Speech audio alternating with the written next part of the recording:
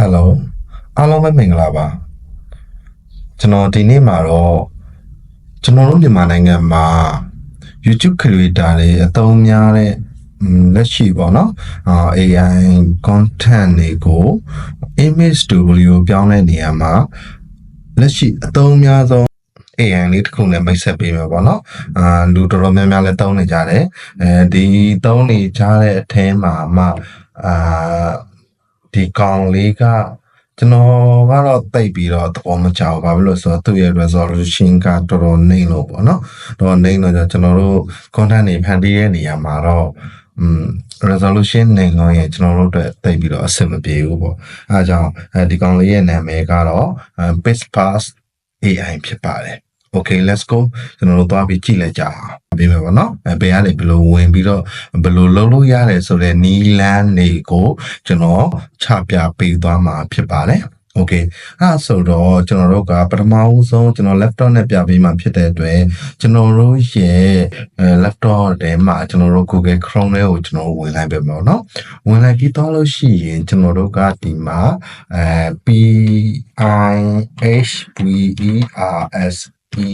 Pispas AI ဆိုပြီးတော့ရိုက်ပြီးတော့ရှာလိုက်မယ်ရှာလိုက်ပြီးရင် enter ခေါက်ပေါ့နော်ခေါက်ပြီးလို့ရှိရင်ပထမဆုံးဒီစာမျက်နှာမှာသူပေါ်လာလိမ့်မယ် Pispas create amazing ဆိုပြီးတော့ပေါ်လာလိမ့်မယ်ဒီမှာသူ့ကိုတခုသဘောကျတာကဘာသဘောကျလဲဆိုတော့ဒီကောင်ကတန်မီသုံးလို့အဆင်ပြေတယ်ပေါ့နော် Okay အဲ့ဆိုတန်မီသုံးလို့အဆင်ပြေတယ်ကျွန်တော်တန်မီတဲ့ကိုတစ်ချက်ကျွန်တော်ဝင်လိုက်မယ်DEM MAMA တန်မီဆိုပြီးတော့ကျွန်တော်ဝင်လိုက်မယ်ဝင်လိုက်ပြီးလို့ရှိရင်တန်မီတဲ့ကိုကျွန်တော်တစ်ချက်သွားမယ်သွားပြီးလို့ရှိရင်ဒီမှာကျွန်တော်တို့ copy ယူမယ်ပေါ့နော် mail ကို copy ယူမယ်ခဏလေးတော့စောင့်ပေးရမယ်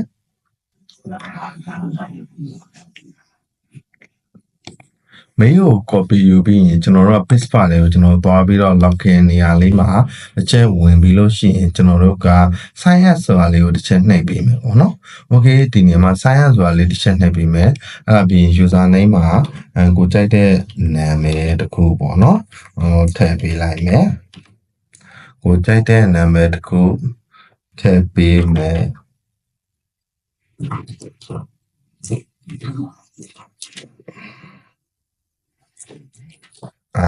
ထည့်ပြီးရင်ဒီမှာ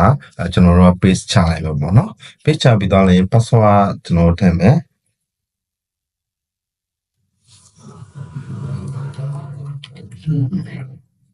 နောက်တစ်ခု password ကျွန်တော်ပြန်ထည့်မယ်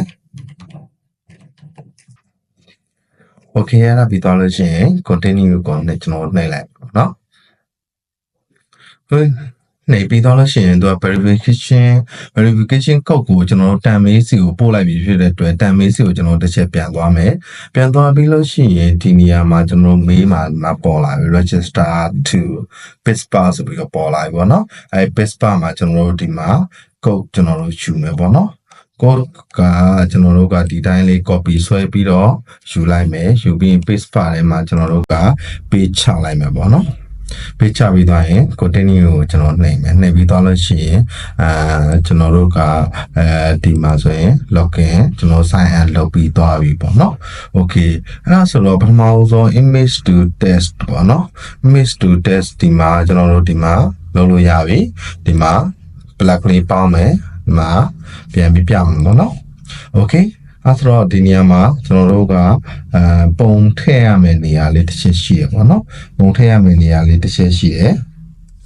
အဲ့ဒီပုံထည့်ရမယ့်နေရာလေးမှာကျွန်တော်တို့က black လေးတစ်ချက်ပေါင်းမယ်ပေါင်းပြီးလို့ရှိရင်ကျွန်တော်ကတော့တခြားဒီဟွာကနေကျွန်တော်ယူပြီးတော့ပေးမယ်ပေါ့နော်ပုံတွေကတော့ကျွန်တော်လက်ရှိဆွဲထားတာတွေတော့မရှိဘူးdownload လုပ်ထားတာလည်းမရှိဘူးပေါ့နော် Okay အဲ့ဒါဆိုတော့ကျွန်တော်ဒီထက်ပုံတစ်ပုံကျွန်တော်ယူလိုက်မယ်ပေါ့နော်ယူလိုက်ပြီး open ဆိုပြီးတော့ကျွန်တော်နှိပ်လိုက်မယ်နှိပ်လိုက်ပြီးရင်ဒီမှာ upload သူလုပ်နေပြီ uploading လုပ်ပြီးသွားပြီဆိုတာနဲ့ကျွန်တော်ကသူတို့ကိုနည်းနည်းလေးလှုပ်ရှားခိုင်းလိုက်မယ်ပါစကလေးတွေကျွန်တော် SPAKIN speaking ဆိုပြီးတော့ကျွန်တော်ပြောခိုင်းလိုက်မယ်ပေါ့နော်ပြောခိုင်းပြီးလို့ရှိရင်ဒီကောင်ကဒီမှာရုပ်ထွက်ကသူက360 piece ပေါ့နော်သူက1080p ထုတ်ချင်တယ်ဆိုရင်တော့သူကဒီဝယ်ရမယ်လို့သူပြောထားတယ်ပေါ့နော်ဒီမှာ9စက္ကန့်ပဲရမယ်ဒီမှာ sound တွေကတော့ auto sound တွေဖြစ်မယ်တကောင်ကလည်း auto ဖြစ်မယ်ပေါ့နော် version ကတော့ဒီမှာ Jan version 4.5 နဲ့ကျွန်တော်တို့လာမယ်ပေါ့နော်4.5 နဲ့လာမယ်ဒါကတော့ version new လို့ပြောတယ်ပေါ့နော်ဒါမဆိုလားဆိုသလားဆိုတော့ကျွန်တော်တစ်ချက်ကြည့်မယ်ပေါ့ okay အဲဒါဆိုကျွန်တော် create ဆိုတာလေးကိုကျွန်တော်တစ်ချက်နှိပ်လိုက်မယ် create ဆိုတာလေးကျွန်တော်နှိပ်ထားတဲ့အချိန်မှာဒီကောင်ကတခုကောင်းတာကဘာလဲဆိုတော့ response အရမ်းမြန်တယ်ပေါ့နော် response အရမ်းမြန်တယ်ဒီကောင်ကမြန်ထုတ်ပေးနိုင်တယ်ပေါ့နော်အဲ့ဒီတခုကတော့မဆိုးလို့ပြောလို့ရတယ်ဒီနေရာမှာသူကဒီနေရာမှာ3 pre trial ဆိုပြီးတော့လည်းလာတယ်ဗျဒီမှာဒီကောင်က 1080p ကိုသူ8စက္ကန့်တော့သူခွင့်ပြုပေးထားကို 1080p ကိုသူက3 trial သူခွင့်ပြုပေးထားတယ်ပေါ့နော်ဒါရမရတော့ကျွန်တော်စမ်းကြည့်အောင်ပဲဗျokay အဲ့ဒါဆိုတော့ကျွန်တော်တို့ဒီမှာ camera movement တွေလည်းဒီမှာအကုန်လုံးလုပ်လို့ရတယ်ပေါ့နော် image to တက်မှာ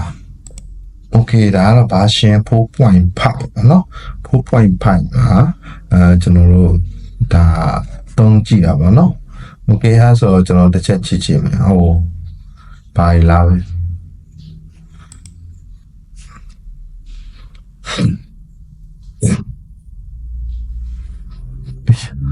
တီယောခေါင်းမှုကရုံးပြောင်နှစ်ယောက်ကအထဲကိုဝင်လာပါတော့ဒီမှာတော့ကျွန်တော်က speaking ဆိုပြီးတော့လောက်လိုက်တော့သူကတလွဲတွေရကျွန်တော်အဲ့ကောင်အဲ့ဒါကြောင့်တိတ်ပြီးတော့ကျွန်တော်မကြိုက်တာပေါ့နော်မကြိုက်ရတဲ့ကြောင့်ရcontent တွေကိုသူကတိတ်ပြီးတော့ဖြည်းဖြည်းမြောက်တိတ်ပြီးတော့လောက်မပေးနိုင်ဘူးပေါ့နော်ဒါပေမဲ့တခြားသော user တွေပေါ့နော်တခြားသောသူတွေကဒီ page file လေးကျွန်တော်လုပ်ပေးပါအောင်ဆိုတာ ਨੇ ကျွန်တော်ဒါလုပ်ပေးတာပေါ့နော် okay page file မှာကျွန်တော်တိတ်မကြိုက်ရတဲ့အကြောင်းရင်းတွေအဲ့ဒါတွေပဲသူကတလွယ် prompt တွေလုပ်တယ်နောက်ပြီးတော့ resolution လည်းတိတ်ပြီးတော့မကြိုက်တာလေเนาะ okay အားဆိုတော့ကျွန်တော်တို့ဒီမှာလိုချင်တယ်ဆိုတော့ကျွန်တော် download ကျွန်တော်ဆွဲမယ်ဒါပေမဲ့ तू က free mode တဲ့အတွက်ကျွန်တော်တို့သူ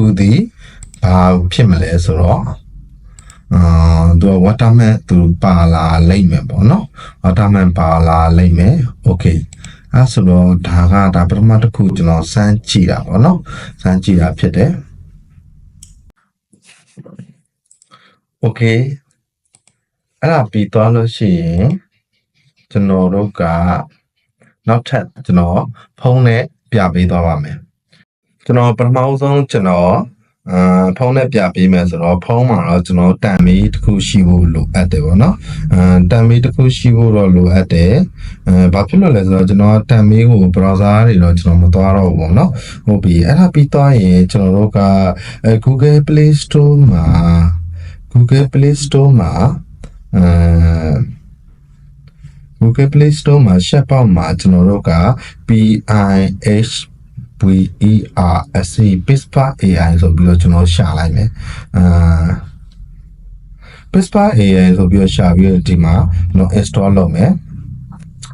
install လုပ်ပြီးသွားရင်တော့ဒီနေရာမှာသူကတော့တစ်ခုပေါ့နော်တစ်ခုသူ့မှာဘာရှိလဲဆိုတော့ ready 4.8 ထိတောင်သူပေးထားတယ်ပေါ့နော်ဘာတွေကောင်းကြလဲတော့မသိဘူးကျွန်တော်ကတော့မကြိုက်ဘူး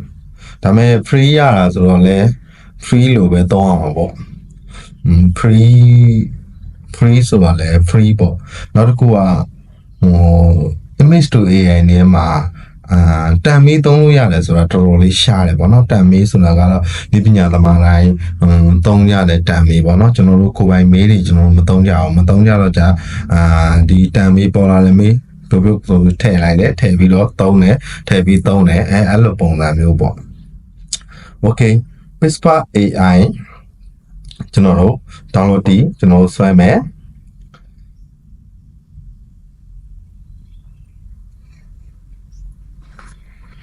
Pispa AI download တီးကျွန်တော်တို့ဆွဲပြီးသွားပြီဆိုတာနဲ့ခဏလေး install လုပ်နေတယ်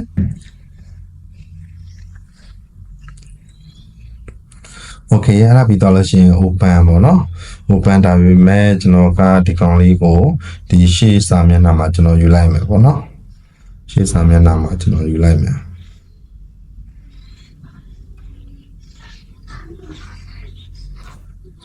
ရှေ့စာမျက်နှာမှာကျွန်တော်ယူလိုက်မယ်ကျွန်တော်ဒီကောင်လေးကို paste bar ကို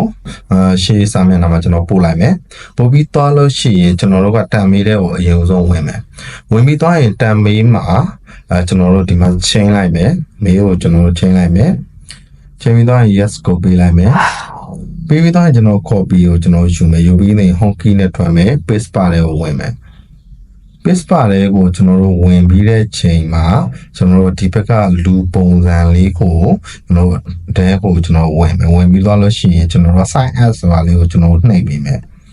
နှိပ်ပြီးသွားလို့ရှိရင်ဒီမှာ email နေရာမှာဒီကောင်ကိုနှိပ်မယ်ထည့်ပြီးတော့ user name မှာကိုကြိုက်တဲ့နာမည်တစ်ခုထည့်ထည့်လို့ရှိရင်သူကအသေးတွေကရတာသူက၄လုံးအထက်ဖြစ်ရမယ်ပေါ့နော်၄လုံးအထက်ဖြစ်ရမယ်လို့သူကဆိုထားတယ်အဲဆို password ကလည်းသူက၈လုံးအထက်ဖြစ်ရမယ် symbol တွေ number တွေထည့်ရမယ်ပေါ့နော်ထည့်ရင်လည်းရတယ်ပေါ့၈လုံးအထက်ဖြစ်ရမယ်